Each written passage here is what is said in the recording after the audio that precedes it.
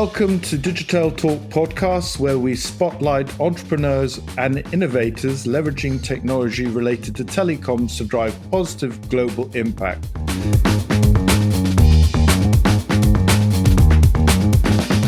Today's episode is sponsored by IFG Consulting Europe, a leading business growth consultancy representing promising software providers selling to the telecoms, enterprise and mobile markets in Europe. Go to ifgconsultingeurope.com to find out more. As part of Digital Talk, we are promoting a better world, and today, as a guest, we're interviewing Paul Patras from NetAI at Network X24, and we're in Paris, and we're going to be following the 10 by 10 question format. So, Paul, welcome. Thanks for having me, Ian. So what brings you to the show and what do you want to achieve? So I jumped on the opportunity to be here last minute. We found out there was a startup championship, and we're all about putting the word out about NetAI, trying to increase awareness among potential customers that we are there and we have some cutting edge technology they should be looking at. And we also hope that there will be some investors in the audience who will probably want to join us on our mission to revolutionize the management of mobile networks. Fantastic. Yes, I think it's a topic which has been mentioned, some of the panel discussions I've been listening to, but I think also at the show we've seen quite a lot of more of the fixed side than the mobile, but there has been a track or two. Has you been to the show before? Not to Network X. This is the first time I'm coming to Network X. And have you been able to walk around at all and see anything? And also from the presentations, any interesting? Yeah, so I arrived late yesterday, but I still managed to go to some panel discussions and then just mingled a little bit today just to see what people are showing. And then what did you see? Anything particular that caught your eye?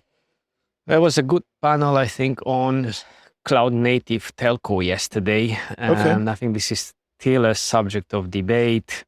Everybody has invested a lot in building infrastructure, and I don't think the old school large operators are there yet with embracing the full cloud native philosophy. It will take a little bit of time. You spend a lot of money investing in 5G and you need to get the return of that investment. So you're not going to throw away all the tools you acquired and just move to the cloud immediately. It will come eventually because it makes sense to try to reduce the total cost of ownership and not having to manage everything on your own and share some of those resources with other people. And does your technology touch that in any form or shape? It does, actually. So when we started NetAI, because we were such a young company, we thought we want to be, in a way, sort of future-proof. So we started software development with cloud native at the core of everything we build. So all the software we build is a microservice. And that is nice because you can choose between different modules that we build and put them together or just acquire separately some of them. And we expose a set of APIs that allow for very quick integration with all sorts of existing network architectures. So yours will support cloud native, you're actually a cloud native technology. Very much. That's good to hear. Operators like to complain, we all know that, which is partly why this podcast exists, because they want to talk about more cheerful things, and they always complain about margins and things. What do you think they should do, and advice you give them to what they should be doing next? I think we need to see a little bit of a more assumed change of mindset. I think this is something we are seeing ourselves firsthand. Operators are very much used to buying from the big telco vendors, the incumbents, and they feel some sense of risk if they were to embed into their infrastructure solutions from innovators, disruptors, small companies, startups. To some extent, that's understandable because you're thinking you want to have full technical support if something goes wrong, and you're thinking big vendors have that, but at the same time, big vendors are quite slow to innovate. So maybe the truth is somewhere in the middle. So you can look at system integrators that can actually bring solutions from startups into your network and give you that confidence that things will go to plan. I think your risk aversion is a very strong point, and I was talking to someone earlier on involved with cloud at Deutsche Telecom, and the topic of procurement came up because if you ever seen, let's say, a large vendor's procurement, then the risks are very much set square with you, and that's the way they do it. What about the next 5 years from now? Where will the industry be in 5 years from now? In my opinion, the industry is at a sort of, let's say, like a junction now. If you look at how much is spent on energy to power up all the infrastructure we've built and the infrastructure that we need to build to accommodate the increasing demands for connectivity. So the expenditure on energy now outpaces sales growth by a large margin. So unless we take a new approach in terms of how networks are being operated, we risk grinding them to a halt. Yeah. So in the next 5 to 10 years, we need new solutions that actually use real-time insights, maybe driven by AI, which is what we do, Right. to actually automate allocation of resources and reduce those large OPEX, which some have to do with energy. So how does your product in that sense help with this sort of question of creating a more sustainable world and tech for good? So what we've done, we've developed what I believe is probably the most accurate AI-driven forecasting engine on the market right now that solves simultaneously for energy efficiency and profitability, which is quite hard.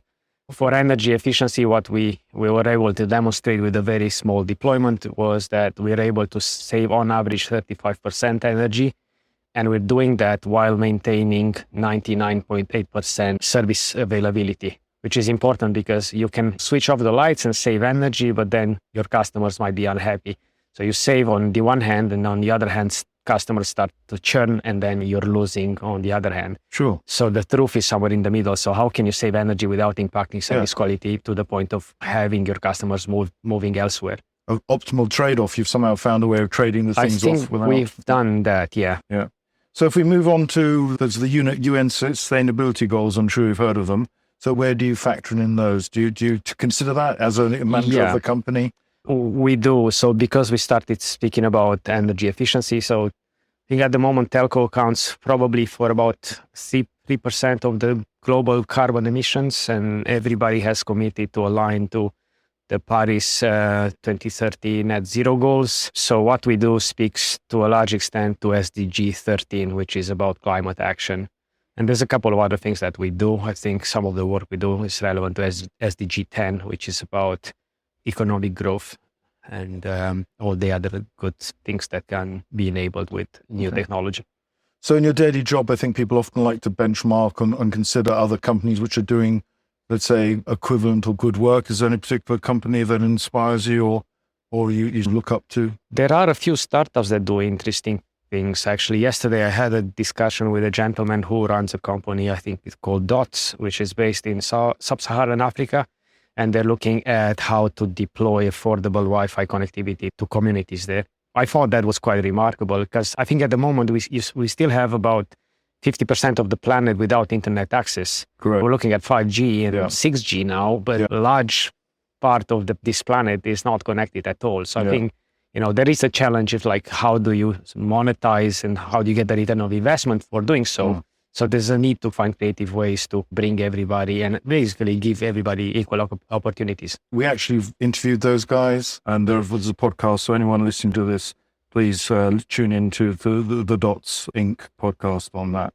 So what do you think are the most pressing things that need addressing other than what you're working on from a telco perspective? I think inequality at the global scale is a big problem. And I think you see that sadly in the most developed countries, inequality gap sort of enlarging year by year.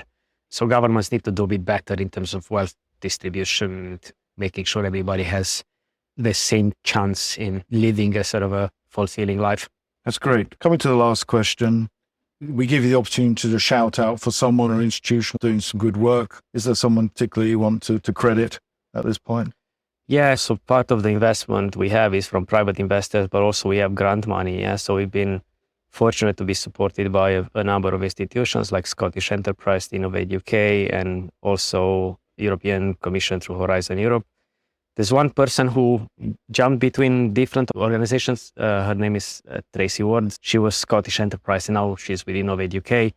And I'm surprised how well she remembers about all the progress we made and how up to speed she is with what we've done, although we haven't been speaking in quite a long time. Yeah, there's people like that who keep an eye out for us and have been always quite supportive. We'll second that, and well done. And it's always good to have champions and people that support you. So thank you very much for your time and being on our podcast. Thank you very much for having me on the podcast.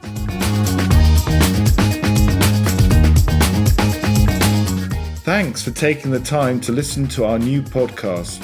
If you have any feedback or know of any stories to be told involving digital technology and telecoms doing good, then please do let us know via our email, getinTouch@digiteltalk.com. Also, feel free to send us a message on LinkedIn. It'd be great to hear from you.